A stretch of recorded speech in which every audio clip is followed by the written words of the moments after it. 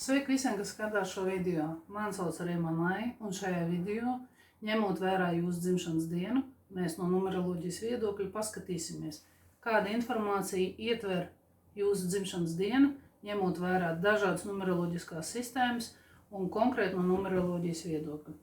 Numeroloģija ir vairākas sistēmas, un katrā sistēmā tiek izmantotas daudz dažādas likuma sakarības, saistības, likumu un principi, bet par to mēs šoreiz nerunāsim. Minēšu 3 galvenos, pēc kuriem tiek skatīta jūsu dzimšanas diena. Šodien ir 18. jūnijas 2022. gads. Šodien mēs runājam konkrēti par šo datumu.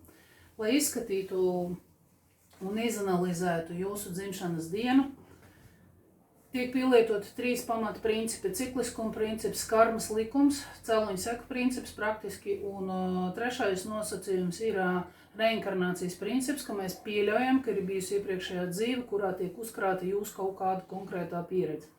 Tātad, skatoties uz jūsu dzimšanas datumu, mēs varam konstatēt, kā jūs dzīvojat iepriekšējā dzīvi, cik veiksmīgi tika izpildīti jums uzliktie uzdevumi, vai jūs pārkāpāt karmas likumus, vai jūs bijāt iejūtīgs cilvēks, vai jūs rūpējaties par savu veselību un fizisko attīstību, teiksim tā, ķermeņa uzbūvi, ja? Vai jūs ārstējaties vai neārstējaties, teiksim, vienkāršiem vārdiem sakot, vai rūpējaties par savu ķermeni vai ne.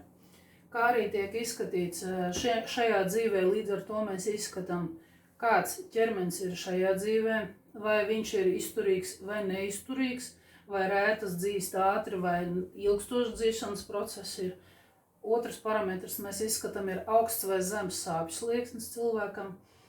Vēl viens no parametriem, ko mēs skatāmies, jūsu raksturs kāds būs, tātad bērnībā tiek formējās raksturs, un konkrēti šis skaitlis parāda, kāds viņš būs.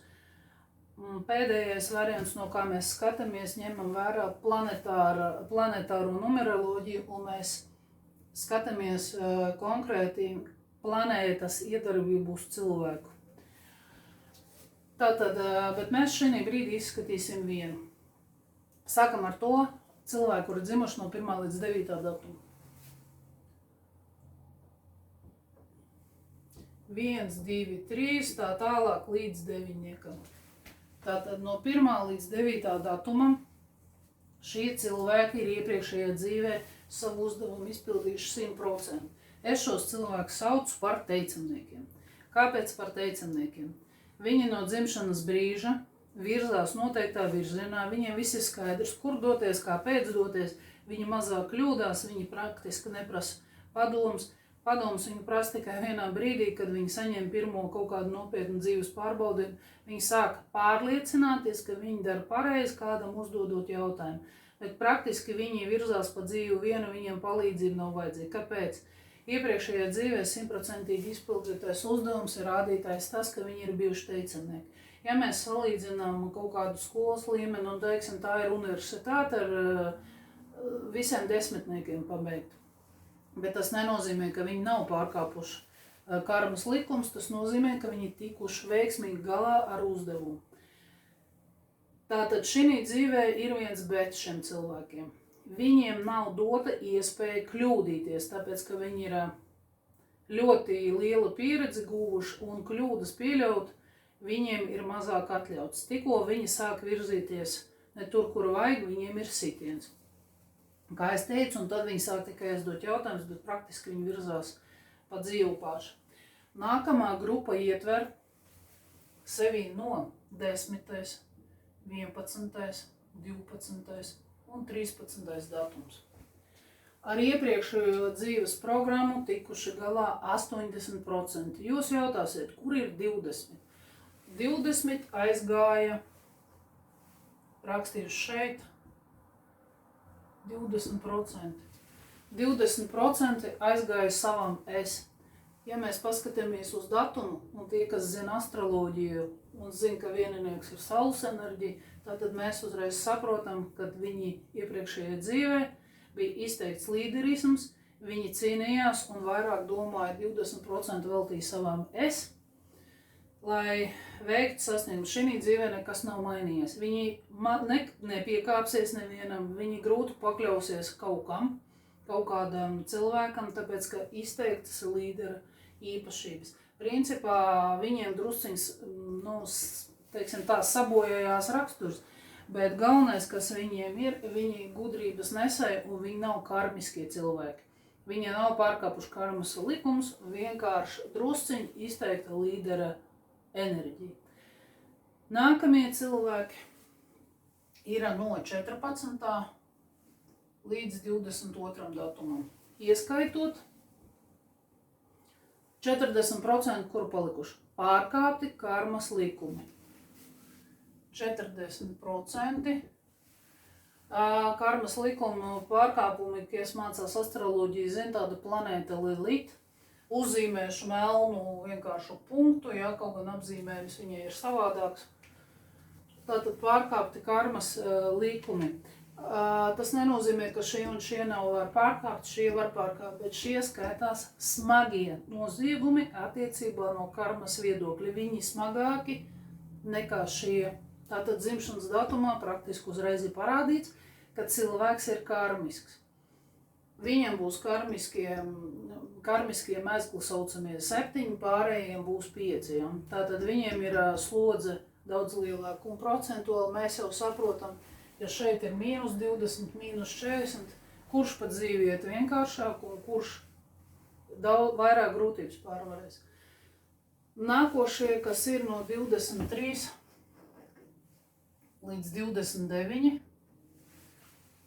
viņiem iepriekšējā dzīvē pietrūka līdzjūtības, labestības attiecībā pret apkārtējiem cilvēkiem, vairāk pret saviem tuviniekiem. Tātad šeit nosacīt uzzīmēšu sirsniņu, -60%, bija neiejūtīgi pret saviem cilvēkiem.